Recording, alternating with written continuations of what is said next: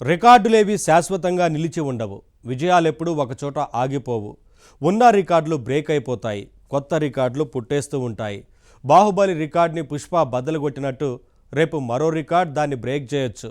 మనం ఇక్కడ మాట్లాడుకునేది సినిమాల గురించి కాదండి, టెక్నాలజీ గురించే. సంగతి ఏంటంటే బాహుబలి 2ని పుష్ప 2 కొట్టినట్టు తాజాగా చాట్‌జీపీటీ 4ని DeepSeek 3 అనే టూల్ కొట్టేసింది. చైనా సంస్థ తయారు చేసిన AI టూల్ ఈ DeepSeek ఇది చాట్‌జీపీటీ ప్లస్ కంటే బాగా పనిచేస్తోంది. దీని మ్యాథమెటిక్స్ నాలెడ్జ్ అద్భుతం, రీజనింగ్ ఇంకా అద్భుతం. మరి ఇంకేముంది, చాట్‌జీపీటీకి జనం చెక్ చెప్పేసినట్టేనా? చైనా టూల్ గెలిచేసినట్టేనా? అప్పుడే అలా చెప్పేలేం. కానీ DeepSeek సక్సెస్తో AI ప్రపంచంలో ఓ కొత్త శకం మొదలైందన్నది నిజం. చాలామంది ఎక్స్పర్ట్స్ ఇదే చెబుతున్నారు. ఇంతకీ ప్రపంచాన్ని ఇంతలా ఆకర్షిస్తున్న ఈ DeepSeek ఏంటి? ఎందుకింత సంచలనం? ఏంటి దీని ప్రత్యేకత? అవే తెలుసుకుందాం.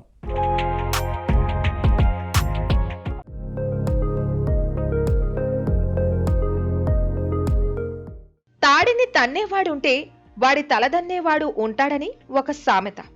నిన్న మొన్నటి వరకు సమాచార రంగంలో Google search the top place. ప్రపంచంలో ఎవరికి ఏ ఇన్ఫర్మేషన్ కావాలన్నా ఇమీడియట్ గా అడిగేది గూగుల్నే. ఇదిగో ఆ తర్వాత చాట్‌జీపీటీ సీన్లోకి వచ్చింది. అడిగిన దానికి 60 రిజల్ట్స్ ఇవ్వడం కాదు, ఏం కావాలో అదే స్ట్రెయిట్ గా చెప్పేస్తాను అంది. తెలివైన టూల్ అని పేరు తెచ్చుకుంది. ఇంకేముంది, గూగుల్ సర్చ్ ఇంజిన్ కాస్త వెనకబడిపోయింది. సర్చ్ ఇంజిన్ శకం పోయి చాట్ బర్డ్ శకం వచ్చింది. చాట్‌జీపీటీకి పోటీగా పెర్ప్లెక్సిటీ, జెమినీ, క్లాడ్, కోపైలట్ ఇంకా ఎన్నో వచ్చేశాయి. కానీ ఎన్ని వచ్చినా చాట్‌జీపీటీ టాప్లోనే ఉంటూ వచ్చింది. కానీ ఇప్పుడు తొలిసారిగా దానికి ఓ దెబ్బ తగిలింది. దాని పేరే డీప్ఫేక్. యాప్ స్టోర్లో చాట్‌జీపీటీ ప్లేస్ని కదిలించిన AI టూల్ డీప్ఫేక్. ఇది చైనా నుంచి వచ్చింది. దీని పనితీరు చూశాక జనానికి అర్థమైపోయింది ఇది చాట్‌జీపీటీ కంటే బెటర్ టూల్ అని. అఫ్ కోర్స్ అన్ని కోణాల్లోనూ కాకపోయినా కొన్ని కోణాల్లో ఇది చాట్‌జీపీటీని ఈజీగా కొట్టేయగలదని జనం డిసైడ్ అయిపోయారు. ముఖ్యంగా మ్యాథ్స్, రీజనింగ్ లాంటి విషయాల్లో చాట్‌జీపీటీ కంటే డీప్ఫేక్ తెలివైన టూల్. ఈ సంగతి తొలి పరీక్షల్లోనే తేలిపోయింది. బెంచ్ మార్కులు ఈ విషయాన్ని చెప్పేశాయి. DeepSeek AI టూల్ పుట్టింది నిజానికి ఇప్పుడు కాదు, 2023లోనే పుట్టింది. అయితే మొదటి 2 వర్షన్లకి పెద్ద గుర్తింపు లేదు, అవి పవర్ఫుల్ గానూ లేవు. కానీ ఇప్పుడు వచ్చింది 3వ వర్షన్ DeepSeek V3. ఇది సూపర్ గా పనిచేస్తోంది. DeepSeek V3కి సపోర్ట్ గా ఉన్న language model DeepSeek R1 mathematics, reasoning లాంటి విషయాల్లో చాట్‌జీపీటీ కంటే DeepSeek బెటర్ అని అనిపించడానికి కారణం ఈ R1 మోడలే. ఇది ఓపెన్ సోర్స్ మోడల్. దీన్ని ఎవరైనా వాడుకోవచ్చు, కస్టమైజ్డ్ గా మార్చుకోవచ్చు, అంటే ఫుల్ ఫ్రీ. మరోపక్క చాట్‌జీపీటీ ఫ్రీ అయినా ఖరీదైన టూల్. రకరకాల వర్షన్లు ప్రవేశపెట్టింది, పేమెంట్స్ అడుగుతోంది. జనరల్ గా చాలా మంది ఇండివిజువల్స్ చాట్‌జీపీటీ ఫ్రీ వర్షన్నే ప్రిఫర్ చేస్తున్నారు. పర్ప్లెక్సిటీ, జెమినీ, క్లౌడ్ లాంటి ఇతర చాట్ టూల్స్ లో కూడా పెయిడ్ వర్షన్స్ ఉన్నాయి. వాటిని వాడేవాళ్ళు కూడా తక్కువగానే ఉంటున్నారు. ఫర్ ఎగ్జాంపుల్, చాట్‌జీపీటీలో O1, O1 మినీ అనే పవర్ఫుల్ మోడల్స్ ఉన్నాయి. ఫ్రీ వర్షన్స్ లో అవి దొరకవు. వాటిని వాడాలంటే నెలకి $20 పే చేయాలి. కానీ DeepSeek అందిస్తున్న R1 వాటికంటే బాగా పనిచేస్తుందని రిపోర్ట్. మరి పెయిడ్ వర్షన్ కన్నా ఫ్రీ వర్షన్ బాగా పనిచేస్తున్నప్పుడు సీన్ మారకుండా ఉంటుందా? షిఫ్ట్ జరగకుండా ఉంటుందా? ఇప్పుడు అదే జరుగుతోంది. ఎంతవరకు వెళ్ళిందంటే, ఒకప్పుడు టాప్ సంస్థల్లో పనిచేసిన కొందరు ప్రముఖ టెక్ పర్సన్స్ అప్పుడే చాట్‌జీపీటీని వదిలిపెట్టేసి మేం DeepSeek యూజ్ చేస్తున్నామంటూ పోస్టులు పెట్టేశారు. మొత్తం మీద చైనా వాళ్ళు తయారు చేసిన ఈ డీప్ఫేక్ చాట్ బర్డ్ AI రంగంలో తాజా సంచలనమైంది. టెక్నాలజీకి సంబంధించిన ప్రతి విషయంలోనూ అమెరికాతో పోటీ పడే చైనా ఇప్పుడు చాట్‌జీపీటీ తయారు చేసిన ఓపెన్ AI సంస్థకి పెద్ద సవాల్ విసిరినట్టయింది. DeepSeek సక్సెస్ తో AIలో కొత్త శకం మొదలైందని చాలా మంది అంటున్నారు. ఒకప్పుడు గూగుల్ కి CEOగా చేసిన ఎరిక్ షెమిత్ కూడా ఇదే మాట చెప్పారు. అయితే డేవిడ్ సాక్స్ లాంటి మరికొందరు అమెరికన్ టెక్ ప్రముఖులు DeepSeek మీద ఆరోపణలు చేస్తున్నారు. DeepSeek వాళ్ళు సొంతంగా మోడల్ చేయలేదని, చాట్‌జీపీటీ మోడల్స్ నే R1 ట్రైనింగ్ కోసం వినియోగించారని అంటున్నారు. దొంగతనమో దొరతనమో చైనా వస్తువులు అంటే చీప్ అనే ఫీలింగ్ జనంలో మొదట్నుంచి ఉంది. అయితే అతి తక్కువ ధరలో ఎక్కువ ఫీచర్లు అందించడంలో చైనాని మించింది లేదని చెప్పాలి. చౌకగా వస్తువుల్ని తయారు చేయడంలో చైనా ఎప్పుడూ ముందుంటుంది. ఇప్పుడు ఏఐ విషయంలో కూడా చైనా అదే చేసి చూపించింది. చైనా తయారు చేసిన ఈ DeepSeek chatbot Apple app స్టోర్లో ఇప్పుడు నెంబర్ 1 పొజిషన్లోకి చేరిపోయింది. ఇప్పటి వరకు టాప్లో ఉన్న చాట్ జీపీటీని బీట్ చేసేసి మొదటి స్థానంలో కూర్చుంది. నిజంగానే R1 మోడల్ ఎంతో పవర్ఫుల్ గా ఉంది. ఇది ఏ భాషనైనా వెంటనే గ్రహించగలుగుతోంది. తెలుగులో టైప్ చేసి అడిగినా తెలుగులో అక్కడికక్కడే చెప్పగలుగుతోంది. అయితే మైనస్ ఏంటంటే అప్పుడప్పుడు డీప్ సీక్ పనిచేయడం ఆగిపోతోంది. దానికి కారణం సర్వర్స్ మీద ఒత్తిడి. చాట్ జీపీటీని కొట్టేసిన టూల్ గా డీప్ సీక్ కి ఒక్కసారిగా పాపులారిటీ పెరిగిపోవడంతో ప్రపంచంలో జనం మొత్తం ఒక్కసారిగా ఈ సర్వర్స్ మీద పడ్డారు. ఈ కొత్త టూల్ ఎలా ఉందా అని అందరూ ఆసక్తిగా ప్రయత్నించడంతో డీప్ సీక్ సర్వర్స్ బిజీ అయిపోయాయి. అందువల్లే సర్వీస్ లో బ్రేక్ వస్తుంది. ఏదేమైనా ప్రారంభంలోనే ఇంత సంచలనం సృష్టించింది కాబట్టి డీప్ సీక్ మీద ఎన్నో ఆశలు పెరుగుతున్నాయి. అందులోనూ ఓపెన్ సోర్స్ టూల్ కాబట్టి చాలా మంది చాట్ జీపీటీని వదిలిపెట్టి డీప్ సీక్ వైపు వచ్చే అవకాశం కనిపిస్తోంది. ఇక్కడ అన్నిటికంటే ఆసక్తికరమైన విషయం ఏంటంటే ఖర్చు విషయం. చాట్ జీపీటీ వాళ్ళు తమ ఏఐ మోడల్ కి ట్రైనింగ్ ఇవ్వడానికి $100 మిలియన్ల ఖర్చు అయ్యిందని చెప్పారు. కానీ డీప్ సీక్ వాళ్ళు మాత్రం తమకి పెద్ద ఖర్చు కాలేదని అంటున్నారు. మా R1 మోడల్ ట్రైనింగ్ కి అయిన ఖర్చు కేవలం $5.6 మిలియన్ల మాత్రమే అని ఓపెన్ గా ప్రకటించారు. అయితే ఇది నమ్మశక్యంగా లేదని అమెరికన్ టెక్ కంపెనీలు అంటున్నాయి. లార్జ్ లాంగ్వేజ్ మోడల్స్ ని ట్రైన్ చేయాలంటే అంత ఈజీ కాదు. పవర్ఫుల్ చిప్స్ కావాలి, గొప్ప గొప్ప గ్రాఫిక్ కార్డులు కావాలి, ఎంతో టైం పడుతుంది. మరి కేవలం $5.6 మిలియన్ల మాత్రమే ఖర్చయిందంటే నమ్మడం ఎలా అంటున్నారు అమెరికన్లు. చైనా కంపెనీ ఇలా ప్రకటించడం వెనుక కుట్ర ఉందని అంటున్నారు. ఏఐ డెడ్ చీప్ అనే ఫీలింగ్ కలిగించడం ద్వారా అమెరికాలోని ఏఐ రంగానికి నష్టం కలిగించాలనే ఉద్దేశంతోనే ఆ చైనా కంపెనీ ఇలాంటి అబద్ధాలు చెబుతోందని ఆరోపిస్తున్నారు. ఒకవేళ నిజంగానే ఏఐ చీప్ అయిపోయి డీప్ సీక్ జనంలోకి బాగా వెళ్లిపోతే అమెరికాలో ఏఐ రంగం తాలూకు ఆర్థిక మూలాల మీద ఎఫెక్ట్ చూపించే అవకాశం ఖచ్చితంగా ఉంది. అసలు ఏఐ వచ్చిన తర్వాత చైనా వాళ్ళు ఇలాంటి చీప్ ఇన్నోవేషన్ ఏదో చేస్తారనే అనుమానం అమెరికాకి ముందు నుంచి ఉంది. చైనాలో ఏఐ టూల్స్ అభివృద్ధి చెందితే తమ వ్యాపారానికి ప్రమాదమని ముందే గ్రహించింది. అందుకే ఆ మధ్య చైనా మీద కొన్ని ఆంక్షలు విధించింది. చైనా టెక్ కంపెనీలకి లేటెస్ట్ కంప్యూటర్ చిప్స్ అమ్మకూడదంటూ ఓ నిషేధం విధించింది. మోస్ట్ పవర్ఫుల్ కంప్యూటర్ చిప్స్ లేకుండా పెద్ద పెద్ద ఏఐ టూల్స్ తయారు కావు. అయితే ఎన్ని పరిస్థితులు ఉన్నప్పటికీ డీప్ సీక్ సంస్థ తన మోడల్ ని అభివృద్ధి చేయనే చేసింది. అంటే ఏమనుకోవాలి? చైనా మీద అమెరికా పెట్టిన ఆంక్షల ప్రభావం పెద్దగా ఏమీ లేదనే అనుకోవాలి. ఏఐ టూల్స్ తయారు చేయాలంటే పవర్ఫుల్ చిప్స్ మాత్రమే కాదు, ఎంతెంతో వీడియో ర్యామ్ కలిగిన గొప్ప గొప్ప గ్రాఫిక్ కార్డులు కూడా కావాలి. వీటినే గ్రాఫిక్ ప్రాసెసింగ్ యూనిట్స్ జీపీయూ అంటాం. ఈ జీపీయూల తయారీలో అమెరికాకి చెందిన ఎన్విడియా సంస్థ టాప్ లో ఉంది. ఆ సంస్థ తయారు చేసిన జీపీయూలే ఇప్పుడు అంతర్జాతీయంగా ఏఐ రంగాన్ని ఏలుతున్నాయి. ఎన్విడియా తయారు చేసిన ఒక్కొక్క గ్రాఫిక్ కార్డ్ ఎన్నో వేలు పలుకుతోంది. ఉదాహరణకి ఒక పవర్ 24 GB గ్రాఫిక్ కార్డ్ కొనాలంటే 2 లక్షల పైన ఖర్చు పెట్టాలి. అయితే చౌకలో జీపీయూల్ని తయారు చేయలేమా? అలా చేసేందుకు చైనా వాళ్ళు ప్రయత్నం చేయలేదా అంటే చేశారు, చేస్తున్నారు. చైనాలోని హువావీ లాంటి సంస్థలు ఎన్విడియాకి పోటీగా స్వదేశీ జీపీయూల్ని అభివృద్ధి చేయడానికి ప్రయత్నం చేస్తున్నాయి. చైనా ప్రభుత్వం కూడా ఈ హార్డ్వేర్ పరిశ్రమని ప్రోత్సహిస్తోంది. చైనాలో మూర్ థ్రెడ్స్ ఇంటెలిజెంట్ టెక్నాలజీ, బిరెన్టెక్ లాంటి కొన్ని సంస్థలు గ్రాఫిక్ కార్డులు తయారు చేస్తున్నాయి.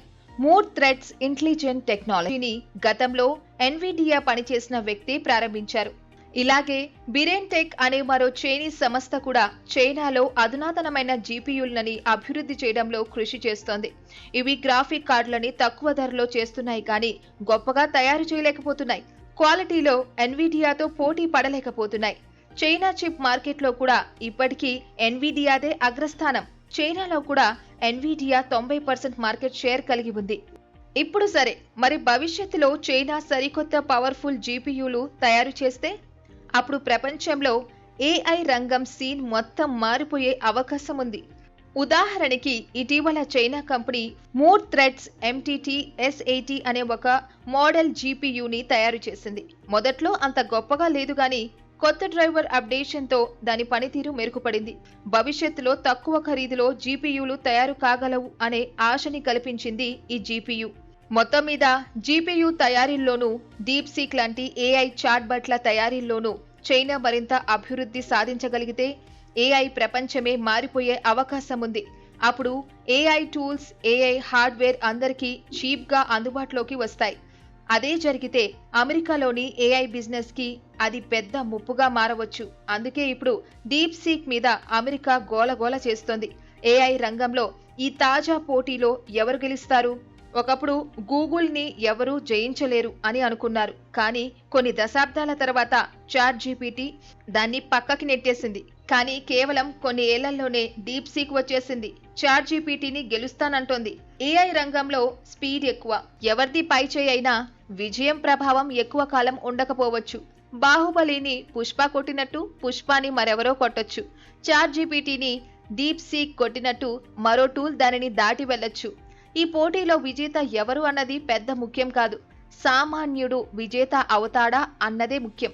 విజయం ఎవరిదైనా ఈ పోటీ వల్ల ఏఐ హార్డ్వేర్, ఏఐ టూల్స్ జనానికి ఎంతగా అందుబాటులోకి వస్తాయి అన్నదే అన్నిటికంటే ముఖ్యం.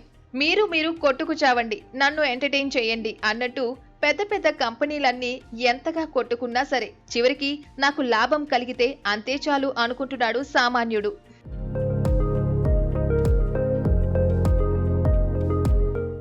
మీరు ఎలక్ట్రిక్ బైక్ ఉపయోగిస్తున్నారా లేదా ఎలక్ట్రిక్ కారు వాడుతున్నారా? అయితే కంగ్రాట్స్ మాత్రమే కాదండి, మీకు థ్యాంక్స్ కూడా చెప్పాలి. ఎందుకంటే పెట్రోల్ని, డీజిల్ని మీరు పక్కన పెట్టారంటే ప్రపంచానికి ఎంతో మేలు చేస్తున్నట్టే. ఎలక్ట్రిక్ వాహనం వాడడం అంటే ఇంధన కాలుష్యాన్ని తగ్గించడమే. కానీ ఎలక్ట్రిక్ వెహికల్స్తో ఒకటే పెద్ద ప్రాబ్లం, బ్యాటరీ ఛార్జింగ్. సిటీ అయితే ఓకే, కానీ రూరల్ ఏరియాల్లో ఛార్జింగ్ స్టేషన్లు దొరకవు. ఒకవేళ రేపు ఈ స్టేషన్ల సంఖ్య పెరిగినా అక్కడ బ్యాటరీ ఛార్జ్ టైంలో గంటల కొద్దీ వెయిటింగ్ తప్పదు. మరేంటి పరిష్కారం? అదే బ్యాటరీ స్వాపింగ్. భారత ప్రభుత్వం సపోర్ట్ ఇస్తున్న గొప్ప సర్వీస్ ఇది. అసలు బ్యాటరీ స్వాపింగ్ అంటే ఏంటి? దీని సౌకర్యాలేంటి? దీని వెనక చిక్కులేంటి? ఎలక్ట్రిక్ వెహికల్స్ కొన్నవాళ్ళు, కొనబోయే వాళ్ళు కూడా తెలుసుకోవాల్సిన విషయాలు ఇవి. మరి విషయంలోకి వెళ్దామా?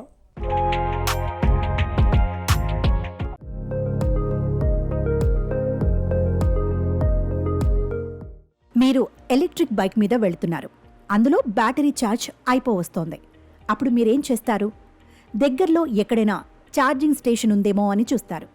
కోర్స్ ఇప్పుడు దేశంలో ఛార్జింగ్ స్టేషన్లు చాలా తక్కువగా ఉన్నాయి. క్రమంగా వాటి సంఖ్య పెరుగుతూ వస్తోంది. లక్కీగా మీ దగ్గరలోనే ఒక ఎలక్ట్రిక్ ఛార్జింగ్ స్టేషన్ కనిపించిందనుకోండి, సంతోషమే. కానీ అంతలోనే అసౌకర్యం. అదేంటంటే ఛార్జింగ్ స్టేషన్లో మీ బ్యాటరీని ఛార్జ్లో పెట్టాలంటే కొన్ని గంటల పాటు మీరు ఖాళీగా కూర్చోవాలి, లేదా చుట్టూ ఏవైనా పనులుంటే చూసుకొని మళ్ళీ రావాలి. మొత్తం మీద అపరిచిత ప్రదేశంలో ఈ వెయిటింగ్ చాలా అసౌకర్యం కలిగించే విషయం. అదే అక్కడ ఛార్జింగ్ స్టేషన్ బదులు ఒక స్వాపింగ్ స్టేషన్ ఉందనుకోండి, మీ పని చాలా సులువైపోతుంది. స్వాపింగ్ స్టేషన్ అంటే ఏంటి? బ్యాటరీ ఎక్స్చేంజ్ స్టేషన్ అన్నమాట. డిశ్చార్జ్ అయిన మీ బ్యాటరీని అక్కడిచ్చేసి ఆల్రెడీ అక్కడ ఛార్జ్ అయిన ఓ కొత్త బ్యాటరీని మీరు తీసేసుకోవచ్చు. మీ వాహనంలో దాన్ని పెట్టుకొని జూమ్ అని వెళ్ళిపోవచ్చు. వెరీ సింపుల్, టైం వేస్ట్ ఉండనే ఉండదు. ఇదిగో ఇప్పుడు ఈ స్వాపింగ్ స్టేషన్స్ మీదే దృష్టి పెడుతోంది భారత ప్రభుత్వం. డిసెంబర్ 2024 నాటికి భారతదేశంలో దాదాపు 25,000 పబ్లిక్ ఛార్జింగ్ స్టేషన్లున్నాయి. కానీ బ్యాటరీ స్వాపింగ్ స్టేషన్లు మాత్రం కేవలం 2,500 మాత్రమే ఉన్నాయి. వీటి సంఖ్యను పెంచాలన్నదే ప్రభుత్వ లక్ష్యం. ఈవీ, ఎలక్ట్రానిక్ వెహికల్, అంతర్జాతీయ ఇంధన సమస్యకి గొప్ప సొల్యూషన్ అని చెప్పాలి. ఎందుకంటే ఎలక్ట్రానిక్ వాహనాలకి కాలుష్యం సమస్య లేదు. అందుకే ఇప్పుడు భారత ప్రభుత్వం ఈవీల నిర్మాణాలకి కంపెనీల్ని ప్రోత్సహిస్తోంది. పర్యావరణ కోణంలోనే కాదు, కస్టమర్ల కోణంలో చూసినా ఎలక్ట్రానిక్ వాహనాలే బెస్ట్ అని చెప్పాలి. కొనేటప్పుడు కాస్త కాస్ట్లీ అనిపించవచ్చు, కానీ వాటికి రిపేర్లు తక్కువ. కానీ ఈవీలతో ఒకే పెద్ద సమస్య బ్యాటరీ. ఈవీలతో ఎక్కువ దూరం ప్రయాణించలేం. మధ్యదారిలో ఛార్జింగ్ స్టేషన్ దొరకకపోతే ప్రయాణాలు అర్ధంతరంగా ఆగిపోతాయి. ఛార్జింగ్ స్టేషన్ల కంటే battery swapping stations better option. అందుకే భారత ప్రభుత్వం వీటి ఏర్పాటు మీద దృష్టి పెట్టింది. బ్యాటరీ స్టేషన్ల నిర్వహణలకి సంబంధించి కేంద్ర విద్యుత్ శాఖ కొన్ని మార్గదర్శకాలు విడుదల చేసింది. బాస్ అనే మోడల్స్ని ఈ మార్గదర్శకాలు సపోర్ట్ చేస్తున్నాయి. బాస్ అంటే ఏంటి? Battery as a service. Battery swap స్టేషన్లో ఈ సర్వీస్ ఉంటుంది. మన ఎలక్ట్రిక్ వాహనంలో ఉన్న ఖాళీ బ్యాటరీని తీసుకొని ఫుల్ ఛార్జ్ చేసి రెడీగా ఉన్న బ్యాటరీని రీప్లేస్ చేస్తారు. దీనినే బ్యాటరీ స్వాపింగ్ అంటాం. రెగ్యులర్ ఛార్జింగ్ స్టేషన్లకి ఈ పద్ధతి ఒక ప్రత్యామ్నాయంగా పనికొస్తుంది. పైగా సౌకర్యంగా కూడా ఉంటుంది. బ్యాటరీ స్వాపింగ్ ప్రక్రియ కేవలం 3 నుంచి 5 నిమిషాల్లో పూర్తవుతుంది. టైం వేస్ట్ ఉండదు. ప్రత్యేకించి బిజినెస్ వెహికల్స్కి ఇది ఎంతో ఉపయోగకరం. స్వాపింగ్ అంటే సింపుల్. కారులో పెట్రోల్ అయిపోతే పెట్రోల్ స్టేషన్కి వెళ్ళి పెట్రోల్ కొట్టించుకోవాలి. కానీ ఇంట్లో గ్యాస్ సిలిండర్ అయిపోతే దాంట్లో గ్యాస్ నింపి తెచ్చుకో. ఖాళీ అయిన సిలిండర్ని ఇచ్చేసి నిండుగా గ్యాస్ ఉన్న మరో సిలిండర్ని తీసుకుంటాం. ఇదే స్వాపింగ్. మరి ఈవీ బ్యాటరీల విషయంలో కూడా ఇదే బెటర్ అనే అభిప్రాయం చాలా మందిలో ఉంది. వాతావరణ కాలుష్యం తగ్గాలంటే జనం పరిశుభ్రమైన ఇంధనాల వైపు మారి తీరాలి. అంటే ఎలక్ట్రిక్ వాహనాల్ని అడాప్ట్ చేసుకోవాలి. కానీ అలా జరగడం లేదు. ప్రస్తుతం భారతదేశంలో అమ్ముడవుతున్న కార్లలో ఈవీ మోడల్స్ వాటా చాలా తక్కువగా ఉంది. 100 వాహనాలు అమ్ముడుపోతే వాటిలో 98 పెట్రోల్, డీజిల్ వాహనాలే ఉంటున్నాయి. కనీసం ఇప్పటి నుంచైనా కొత్త వాహనం కొనాలనుకునే ప్రతి వ్యక్తి ముందుగా ఎలక్ట్రిక్ వాహనం వైపే మొగ్గు చూపాలి. ఆ విధమైన యాటిట్యూడ్ని ప్రజల్లో తేవడమే భారత ప్రభుత్వ లక్ష్యం. ప్రస్తుతం అమ్ముడుపోతున్న వాహనాల్లో ఈవీల సంఖ్య 2% కంటే తక్కువగా ఉంది. 2030 నాటికి దీన్ని 30% వరకు పెంచాలని లక్ష్యంగా పెట్టుకుంది ప్రభుత్వం. దాదాపు 1,00,000 కోట్లతో ఒక ప్రోత్సాహక పథకం ప్రారంభించింది. దీన్నే PM ఈ-డ్రైవ్ అంటున్నారు. ఈ-డ్రైవ్ అంటే electric drive revolution in innovative vehicle enhancement. ఇంతకీ ఈ పథకం ఏంటి? దీని పేరు మీద వెహికల్స్కి సబ్సిడీలు, ప్రోత్సాహకాలు ఇస్తారు. ఈ 2 వీలర్లు, ఈ 3 వీలర్లు మాత్రమే కాదు, ఈ అంబులెన్స్లు, ఈ ట్రక్కులు అన్నిటికీ సబ్సిడీలు ఇస్తున్నారు. పెట్రోల్తో నడిచే పాత ట్రక్కులను స్క్రాప్ చేసేసి కొత్త వాహనాలకి మారే వాళ్లకి కూడా సపోర్ట్ లభిస్తుంది. ఈ కార్లు, ఈ బైకులే కాదు, బస్సుల్లోనూ ఈ బస్సులకే ప్రాధాన్యం. ప్రజా రవాణా సంస్థల్లో ఉపయోగించడానికి 14,000కి పైగా ఎలక్ట్రిక్ బస్సుల్ని కొనుగోలు చేయబోతున్నారు. మొత్తం మీద కొన్ని దశాబ్దాల్లో క్రమంగా పెట్రోల్, డీజిల్ వాహనాలకి గుడ్ బై చెప్పడమే మన లక్ష్యం కావాలి.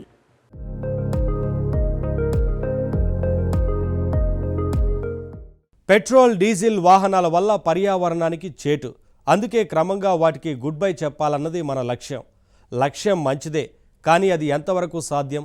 ఉన్న వాహనాలు వదిలిపెట్టి అందరూ ఎలక్ట్రిక్ వెహికల్స్ కొంటేనే అది సాధ్యం. కానీ ఈవీల రేట్లు ఎంతో ఎక్కువగా ఉన్నాయి. ఉత్పత్తి పెరిగితేనే రేట్లు తగ్గుతాయి. కానీ డిమాండ్ ఉంటేనే ప్రొడక్షన్ పెరుగుతుంది. అందుకోసం అసలైన పరిష్కారం బ్యాటరీ స్వాపింగ్ స్టేషన్స్. బ్యాటరీ సమస్యలు తీరితేనే జనం ఈవీల్ని కొంటారు. గ్యాస్ సిలిండర్ మార్చినట్టు వెహికల్లో ఖాళీ బ్యాటరీ తీసి ఫుల్ బ్యాటరీ పెట్టాలంటే రెండూ ఒకే విధంగా ఉండాలి. దీన్నే స్టాండర్డ్ అంటాం. మరి ఎన్నో రకాల ఈవీలు వస్తున్న ఈ కాలంలో అన్నిటి బ్యాటరీలు ఒకేలా ఉండే ఛాన్స్ ఉందా? అలా లేకపోతే బ్యాటరీ సమస్యలు తీరుతాయా? అసలు బ్యాటరీ ఛార్జింగ్ వెనుక ఉన్న అసలైన సమస్యలేంటి? అదే తెలుసుకుందాం.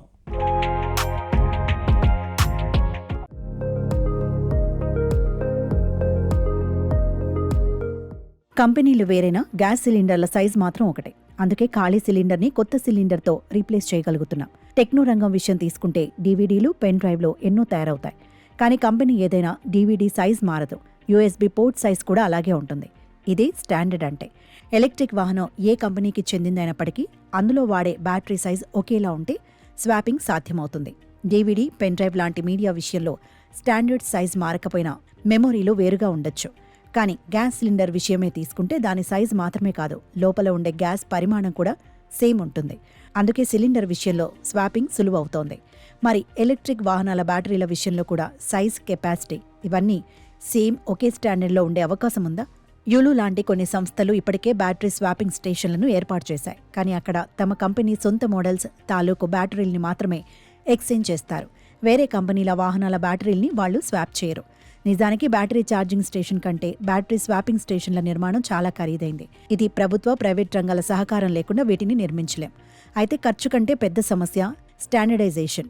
రోడ్డు మీద ఈ కాలంలో ఎన్నో ఈవీలు కనిపిస్తున్నాయి. పేరుకి అవన్నీ ఎలక్ట్రిక్ వాహనాలే, కానీ వాటిని తయారు చేసినవి డిఫరెంట్ కంపెనీలు. అందుకే ఒక్కో రకం వాహనంలో ఒక్కో మోడల్ బ్యాటరీ ఉంటుంది. ఒకే కంపెనీకి చెందిన ఈవీలో ఈవీ మోడల్ మారినా బ్యాటరీ మోడల్ సేమ్ ఉండొచ్చు. అలాంటప్పుడు అవి ఉమ్మడిగా పనికొస్తాయి. కానీ వేరే కంపెనీకి చెందిన వాహనాలకి ఆ బ్యాటరీలు పనికిరావు.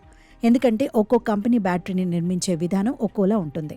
బ్యాటరీ సైజులు, కెపాసిటీలు కంపెనీని బట్టి మారుతుంటాయి. అంతేకాదు ఒక్కో కంపెనీ తన బ్యాటరీలో వేరే వేరే రకాల రసాయనాల్ని ఉపయోగించవచ్చు. కాబట్టి ఉమ్మడిగా ఏ వాహనానికైనా బ్యాటరీని ఎక్స్చేంజ్ చేయడం కుదరదు. అందుకే బ్యాటరీల విషయంలో స్టాండర్డ్ తప్పనిసరి అంటున్నారు నిపుణులు. దీనికోసం మార్గదర్శకాలు కూడా సూచిస్తున్నారు. ఇదిగో మీ వాహనం ఎలా ఉన్నా అందులో వాడే బ్యాటరీలు మాత్రం ఇలాగే ఉండాలి అంటూ కొన్ని మార్గదర్శకాలు చెబుతున్నారు. అయినా అన్ని కంపెనీలు ఆ స్టాండర్డ్స్ పాటించలేకపోతున్నాయి. ఇందుకు చాలా కారణాలున్నాయి. ఎలక్ట్రిక్ వాహనాల తయారీ అనేది ఇంకా అభివృద్ధి చెందే దశలో ఉంది. ఒక వాహనంలో బ్యాటరీ ఎలా ఉంటే ఎక్కువ లాభం అనే దాని మీద ప్రతినిత్యం పరిశోధనలు జరుగుతున్నాయి. ఇలాంటి తొలి దశలో ప్రతి వాహనంలోనూ బ్యాటరీ ఇలాగే ఉండాలి అంటూ ఫిక్స్ చేసిస్తే ఆ దిశగా అభివృద్ధి, ఇన్నోవేషన్ ఆగిపోయే ప్రమాదం ఉంది. అందుకే బ్యాటరీ స్టాండర్డైజేషన్ విషయంలో మరీ కఠినంగా ఉండలేని పరిస్థితులు ఉన్నాయి. ఒక కామన్ స్టాండర్డ్ బ్యాటరీల్ని రూపొందించడానికి కంపెనీలు కూడా ముందుకు రావడం లేదు. పేటెంట్ హక్కులు, పోటీ అనేవి ఇందుకు ముఖ్య కారణాలు. ఏ కంపెనీ అయినా తమ సొంత బ్యాటరీ డిజైన్ని, దాని వెనుక ఉన్న తమ సొంత టెక్నాలజీని పబ్లిక్ చేయాలని అనుకోదు. ఈ పోటీ ప్రపంచంలో సంస్థలు ఎదగాలంటే టెక్నాలజీ పరమైన ఈ పేటెంట్ హక్కులు చాలా ముఖ్యం. కంపెనీలు తమ మార్కెట్ పోటీదారుల నుండి తమ ఆధిక్యతని కాపాడుకోవాలని కోరుకోవడం తప్పులేదు కూడా. ఇప్పుడు ప్రతి EV company different battery technology కలిగి ఉంటోంది. తమ వాహనాల పనితీరు, సామర్థ్యం, ఇంకా భద్రత ఇవన్నీ దృష్టిలో పెట్టుకుని కంపెనీలు బ్యాటరీల్ని వేరువేరుగా తయారు చేస్తాయి. తమకంటూ ప్రత్యేకమైన విధానాల్లో తమ వాహనాలకి సరిపడేలా బ్యాటరీ డిజైన్ చేసుకుంటాయి. తమ బ్యాటరీల్లో కెమిస్ట్రీ కూడా తమ వాహనాల పనితీరుకి అనుకూలంగా ఉండేలా చూసుకుంటాయి. ఇది సహజం. అన్ని కంపెనీలు కలిసి ఒకే స్టాండర్డ్ పాటించాలి అంటే ఈ ప్రత్యేకతల్ని కోల్పోవడమే కాదు, మంచి వాహనాల తయారీకి బ్రేక్ పడే అవకాశం కూడా ఉంటుంది. ఇలాగే మార్కెటింగ్ వ్యూహాల విషయంలో కూడా ప్రతి కంపెనీ తమకు మాత్రమే ప్రత్యేకమైన లక్షణాలతో బ్రాండ్ వాల్యూ తెచ్చుకుంటుంది. ఆ స్పెషాలిటీస్తోనే కంపెనీలు కస్టమర్లని ఆకర్షిస్తాయి. అన్ని బ్యాటరీలు ఇలాగే ఉండాలంటూ కామన్ స్టాండర్డ్ని ఇంపోజ్ చేస్తే కంపెనీలు తమ ప్రత్యేకతలు కోల్పోతాయి. అందుకే ఒకే స్టాండర్డ్ బ్యాటరీ అనే దాన్ని కంపెనీలు ఇష్టపడటం లేదు. ఒకవేళ కామన్ స్టాండర్డ్ని అనుసరించడానికి కంపెనీలు ఇష్టపడినా టెక్నికల్ కారణాల వల్ల సాధ్యం కాకపోవచ్చు. ఎందుకంటే ఈవీల్లో వివిధ మోడల్స్ ఉంటాయి. డిజైన్, సైజ్, పనితీరు, ఇంజిన్ అవసరాలు, ఈ కోణాలన్నిట్లో చూసినప్పుడు ఒక్కో వాహనంలో ఒక్కో రకం బ్యాటరీ అవసరం కావచ్చు. కొన్నిసార్లు బ్యాటరీ ఆకారం మార్చాల్సి రావచ్చు. అలాగే వాహనాన్ని బట్టి బ్యాటరీ కెపాసిటీని మార్చడం అవసరం కావచ్చు. మరి ఇన్ని సమస్యలున్నప్పుడు అన్ని ఈవీలు ఒకే రకం బ్యాటరీని కలిగి ఉండాలంటే కష్టమే. కాబట్టి మధ్య మార్గం కరెక్ట్ అని అంటున్నారు ఎక్స్పర్ట్స్. అంటే బ్యాటరీలో ఒకే ఒక్క స్టాండర్డ్ అని ఉండకూడదు. అలాగే ఎవరికి వారు ఇష్టం వచ్చిన బ్యాటరీలు చేయకూడదు. కొన్ని లిమిటెడ్ మోడల్స్ డిసైడ్ చేసుకుని ఆ స్టాండర్డ్స్ పాటిస్తే స్వాపింగ్ సులువు అవుతుందనే అభిప్రాయం వినిపిస్తోంది. ఈలోపు ఏ కంపెనీకి ఆ కంపెనీ తమ వాహనాల మోడల్స్కి సంబంధించి బ్యాటరీ స్వాపింగ్ స్టేషన్లు ఏర్పాటు చేసుకుంటే అది కూడా కొంతలో కొంత ప్రయాణికులకు ఉపయోగకరంగా ఉంటుంది. అందువల్ల జనం ఈవీల వైపు మొగ్గు చూపే అవకాశం పెరుగుతుంది.